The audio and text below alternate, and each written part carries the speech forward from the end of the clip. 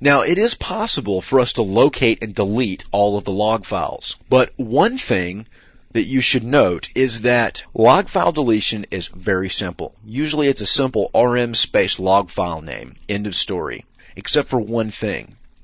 When I go through and I'm analyzing an attack on a system, something that's going to get my attention more so than anything else is an empty log file. If you go through and delete all the security events to the security event log, and I go look in the registry and find out the security event log is enabled, then I'm going to be very suspicious that someone's cleared the event log. So be aware that missing log files or empty log files can tell just as much about what's happened as log files that are populated with telling information. So a really good strategy would be to doctor the log files so that they look realistic. An example that I've used in the past was to compromise a system using standard credentials that I stole from a different system, stealing all the log files from that system and copying them across the board and doctoring them only to match the host identification information. So what you then see is an investigator going through and will see server A, server B, and server C all show normal log files.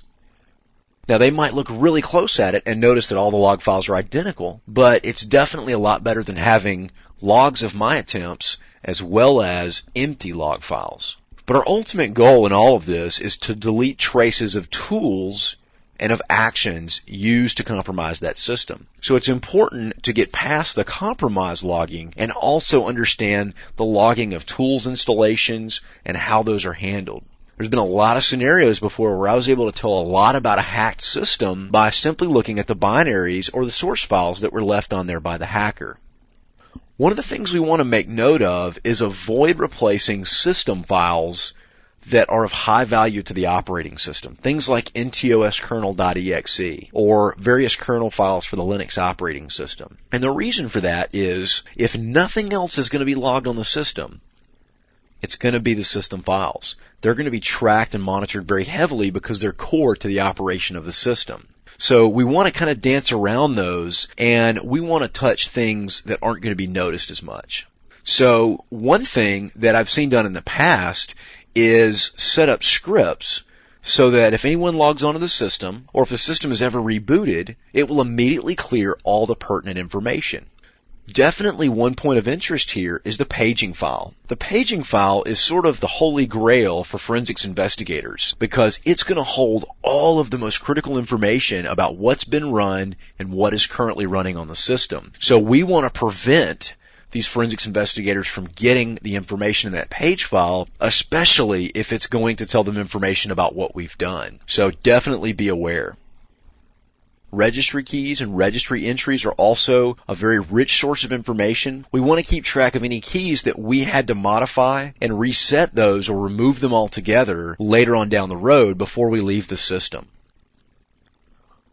We also want to attempt to disable antivirus where possible. Now, this is kind of a toss-up and is really a point of disagreement between penetration testers because you can choose to use tools and custom-compiled programs that don't get detected by antivirus, or you can disable antivirus and upload easier to use tools that allow you to operate faster. Really, this depends on you. One thing that you should note is that disabling antivirus can often give you away. Most large corporations in today's environment have centrally monitoring antivirus consoles, and if one of the servers' application stops responding or is disabled, chances are someone will be notified. And always, even though it may seem like common sense, be aware of what you're doing. Pay very close attention to what you do and how it might affect other components of the system, because ultimately carelessness will be the #1 way to lose a box.